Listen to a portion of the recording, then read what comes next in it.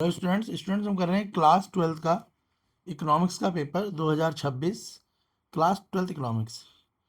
पहले हम English medium वाले कर लेंगे, फिर साथ में हिंदी मीडियम भी कर लेंगे, दोनों कर लेंगे, इंग्लिश और हिंदी मीडियम। चलिए फर्स्ट क्वेश्चन देख लेते हैं इंग्लिश मीडियम वालों का। सेक्शन ए क्वेश्चन है, under the Keynesian theory reference line is a straight line passes through the origin drawn at an angle of. तो इसका एंगल कौन सा है? 45 डिग्री। ऑप्शन बी इसका करेक्ट आंसर होगा। केन्जियन थ्योरी में जो एंगल है ऑप्शन बी 45 डिग्री है। नेक्स्ट क्वेश्चन देख लेते हैं। बोला according to the data presented in the union budget 23-24 the total receipt of the government and the total expenditure are estimated rupees 20 lakh crore and rupees 40 lakh crore respectively. Therefore the value dash deficit would be 25 lakh crore. तो इसके हिसाब से कौन सा है? यह fiscal deficit है। Option B correct answer होगा इसका, फिस्कल डिफिसिट। क्लियर हो गया।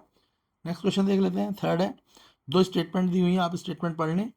Marginal propensity to consume exhibit the consumption per unit of income. Statement 2, as the national income of a country rise, the proportionate increase in the consumption is always more than the increase in the income. इसमें दोनों statement आपको दे रखे हैं और दोनों ही statement जो है इसकी फॉल्स है। ऑप्शन डी इसका करेक्ट आंसर है। दोनों स्टेटमेंट फॉल्स है, ऑप्शन डी करेक्ट आंसर है। क्वेश्चन फोर्थ है, इन टू सेक्टर इकोनॉमी की aggregate supply can be determine by adding dash and dash. तो इसका आंसर है आपका क्वेश्चन फोर्थ का ऑप्शन सी कंजप्शन और सेविंग। ऑप्शन सी कंजप्शन और सेविंग इसका आंसर है क्वेश्चन फोर्थ का। हिंदी मीडियम वाले देख लें आप आंसर फटाफट से। हिंदी मीडियम वाले, फर्स्ट क्वेश्चन है हिंदी मीडियम का, किन्स का सिद्धांत। तो इसमें कौन सा एंगल है? ऑप्शन बी 45 डिग्री का एंगल बनाता है किन्स का सिद्धांत। नेक्स्ट क्वेश्चन, सेकंड क्वेश्चन है, 23-24 में जो घाटा था वो कौन सा था? राजकोषीय घाटा। ऑप्शन बी करेक्ट आंसर होगा। थर्ड, आप दोनों कथन पढ़ लें, फर्स्ट और सेकंड। जो दोनों कथन पढ़ें और दोनों ही कथन जो है पढ़ने के बाद हमें पता लगा कि दोनों ही कथन क्या है? असत्य हैं। ऑप्शन डी करेक्ट आंसर है। क्वेश्चन फोर्थ है, द्वि क्षेत्रीय अर्थव्यवस्था में। तो द्वि क्षेत्रीय अर्थव्यवस्था में हमें क्या देखने को मिलता है? हमें उसमें उपभोग और बचत देखने को मिलती है। ऑप्शन सी करेक्ट आंसर है क्वेश्चन फोर्थ का। क्वेश्चन फिफ्थ देख लेते हैं इंग्लिश मीडियम वाले पहले, फिर हिंदी मीडियम वाले। क्वेश्चन फिफ्थ, दो स्टेटमेंट दे रखी हैं आपको। फर्स्ट स्टेटमेंट है, foreign aids are the capital receipt for the government. Second है, डिसइन्वेस्टमेंट में lead to decrease in the asset of the government. तो जो दोनों स्टेटमेंट है, स्टेटमेंट फर्स्ट और स्टेटमेंट सेकंड, क्वेश्चन फिफ्थ में जो स्टेटमेंट फर्स्ट है स्टेटमेंट सेकंड है, दोनों ही ट्रू हैं। ऑप्शन सी करेक्ट आंसर है इसका, both the statements are true. Question six है, इसमें दिया हुआ है आपको, आइडेंटिफाई करने situation indicate that current account surplus in balance payment account of the nation. तो जो स्टेटमेंट है क्वेश्चन सिक्स के according, correct statement option A होगा, excess of receipt on the current account over the payment of current account. Option A correct answer है। Question seven, to arrive the value of net value added at market price dash must be dash gross value added to the market. तो इसमें correct option question seventh में जो है वो है आपका option B, depreciation and subtraction. Question eighth, identify करना है which of the following does not represent the public good. इनमें से पब्लिक गुड्स को कौन सी चीज, कौन सा ऑप्शन जो है रिप्रेजेंट नहीं करता क्वेश्चन एट में। तो पब्लिक गुड्स में कौन सा ये बोला है ना, not represent a public good, तो कौन सा है? Purchase of railway ticket by individual. Option C ये नहीं करता। क्लियर हो गया। हिंदी मीडियम वाले देख लें। क्वेश्चन फिफ्थ जो है हिंदी मीडियम वाले, क्वेश्चन फिफ्थ में आपका ऑप्शन सी होगा, कथन 1-2 दोनों सत्य हैं। क्वेश्चन सिक्स आप स्क्रीनशॉट ले लें, हिंदी मीडियम वाले भी इंग्लिश वाले भी, आंसर उससे भी आप देख के याद कर सकते हैं। क्वेश्चन सिक्स का आंसर ऑप्शन ए होगा, चालू खाते। क्वेश्चन सेवन का आंसर आपका ऑप्शन बी है, मूल्यह्रास और घटाया। क्वेश्चन एट्थ हिंदी मीडियम वाले, ऑप्शन सी है उसका, किसी व्यक्ति द्वारा रेलवे टिकट का क्रय। चलिए इंग्लिश मीडियम में देख लेते हैं क्वेश्चन 9 से। Market force of demand and supply actively interact under the exchange rate to determine the foreign rates. Option question 9 के हिसाब से आंसर होगा फ्लेक्सिबल, ऑप्शन बी। क्वेश्चन 10 में आपको जो स्टेटमेंट दे रखी है, दोनों स्टेटमेंट पढ़ लेते हैं। फर्स्ट है during deflectionary gap during the deflectionary gap the central bank of the country में increase the repo rate. Statement 2 है the government can reduce the deflectionary gap by purchase government security in the open market. तो question 10 में दोनों statement हमने पढ़ लिए। दोनों statement के अकॉर्डिंगली इसका आंसर होगा फर्स्ट और सेकंड दोनों स्टेटमेंट फॉल्स हो जाएंगी। ऑप्शन डी करेक्ट आंसर है। क्वेश्चन 10 हिंदी मीडियम वाले देख लेते हैं, 9 और 10 हिंदी मीडियम वालों का। क्वेश्चन 9 का आंसर है हिंदी मीडियम वालों का ऑप्शन बी। और क्वेश्चन 10 का आंसर है हिंदी मीडियम वाले देख लें ऑप्शन डी। अब इसके बाद क्वेश्चन 11 से लॉन्ग क्वेश्चन है, 3 मार्क्स ईच क्वेश्चन है। 11, 12 ये सब आपके लॉन्ग क्वेश्चन हैं। तो हम जो लॉन्ग क्वेश्चन 13, 14, 13 इसके बाद 2 मार्क्स, 4 मार्क्स ये सारे क्वेश्चन हैं। इससे पहले हम सेक्शन बी कर लेंगे। जब हम सेक्शन ए और सेक्शन बी के सबसे पहले हम 1 मार्क्स क्वेश्चन कर रहे हैं, उसके बाद 1 मार्क्स क्वेश्चन करने के बाद हम फिर 2 मार्क्स 3 मार्क्स क्वेश्चन भी करेंगे। यह सेक्शन बी। चलिए स्टार्ट करते हैं। इंडियन इकोनॉमी डेवलपमेंट के क्वेश्चन से निकल लेते हैं।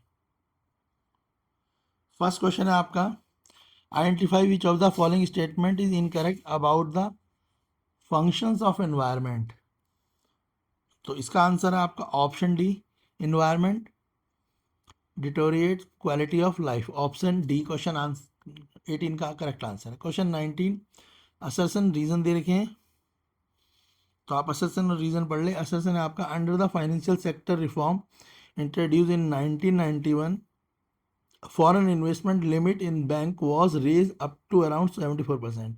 रीजन है foreign institute investment were allowed to invest in Indian financial market post 1991। तो क्वेश्चन 19 में दोनों ही जो ऑप्शन है, ऑप्शन ए जो इसका असर्शन ए और रीजन आर दोनों ही ट्रू हैं, मगर जो reason is not correct explanation. तो इसके असर्शन रीजन दोनों ट्रू हैं मगर एक्सप्लेन नहीं कर रहे, इसलिए ऑप्शन बी इसका करेक्ट आंसर होगा। ऑप्शन बी करेक्ट आंसर है क्योंकि एक्सप्लेनेशन करेक्ट नहीं है। ठीक है, बाकी आपको आते होंगे questions. Question 20 suppose an imaginary economy is experiencing a situation of rise real gross domestic product without any corresponding adequate rise in the employment opportunity in the economy. In economy, such a situation is termed as dash growth. Question 20 इसका answer होगा option D, jobless. Question 20। चलिए question 21 देख लेते हैं फटाफट से, English medium वाले फिर हिंदी मीडियम वाले भी अभी करेंगे। 21 में दो स्टेटमेंट दे रखे हैं। फर्स्ट स्टेटमेंट है British policy lead the huge employment generation in the secondary and tertiary sector of the Indian economy. Statement 2 है real motive of the colonial governments infrastructure developed was to benefit interest of India. तो जो 21 में दोनों ही statement false हैं, तो option D correct answer होगा। 21 का option D correct answer है क्योंकि दोनों ही स्टेटमेंट फॉल्स हैं। 22 फिर दो स्टेटमेंट है purchase of food grain made by the government on the minimum support price is maintain as a buffer stock. Second है minimum support price safeguard the farmer against any sharp fall in form of product price. तो question 22 की दोनों ही जो statements हैं true हैं, option सी इसका correct answer है। दोनों स्टेटमेंट ट्रू हैं।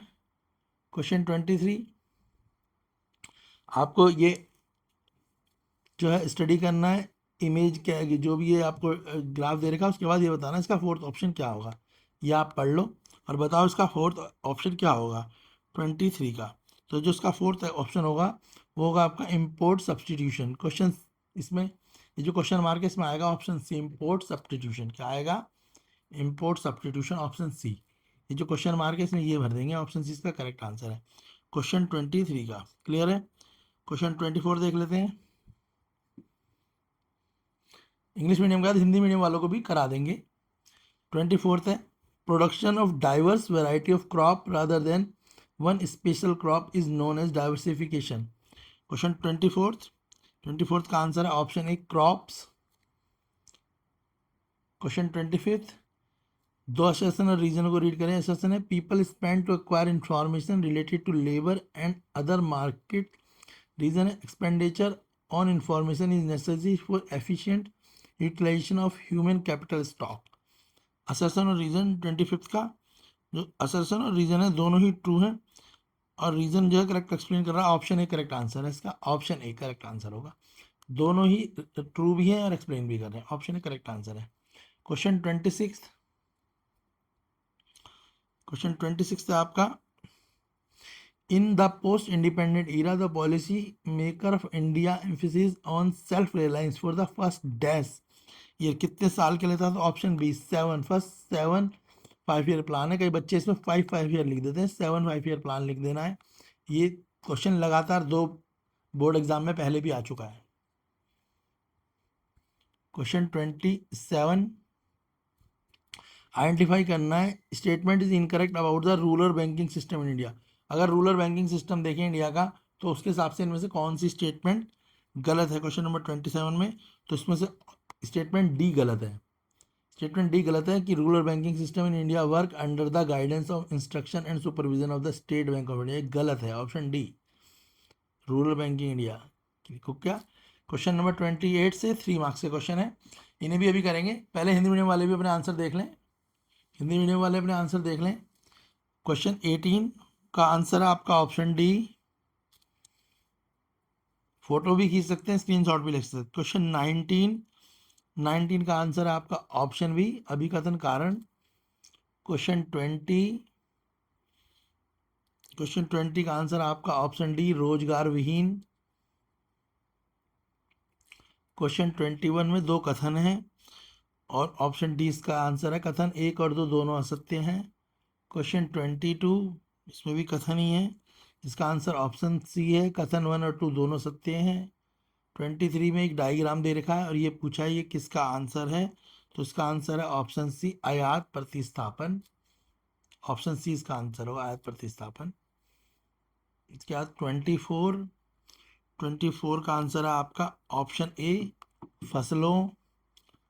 25 अभिकथन और कारण दिया हुआ है, इसका आंसर आपका ऑप्शन ए, दोनों सत्य हैं और एक्सप्लेनेशन भी है। 28 कितनी पंचवर्षीय योजना है? तो 7 पंचवर्षीय, 7 है इसका answer, option B.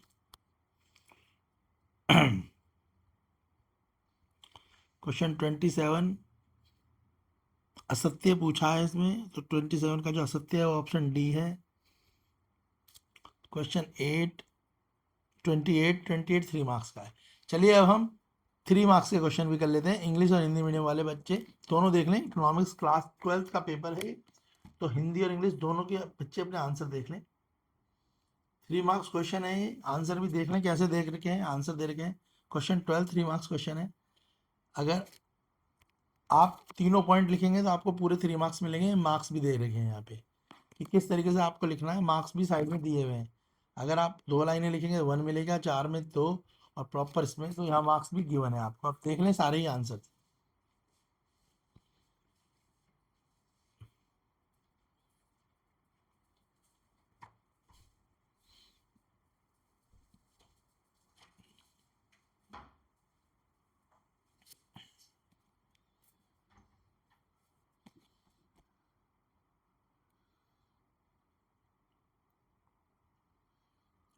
Question 14, photo भी खींच सकते हैं, 4 मार्क्स के क्वेश्चन है, 4 के 3 के।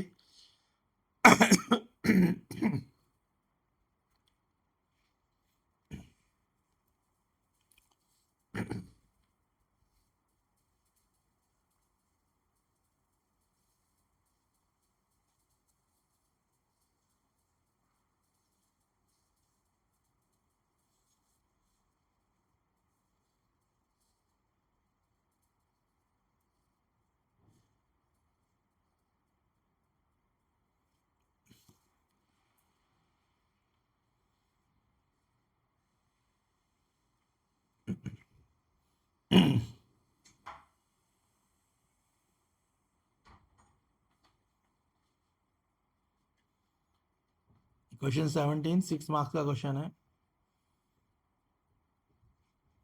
क्वेश्चन 16 भी 6 मार्क्स का ही था।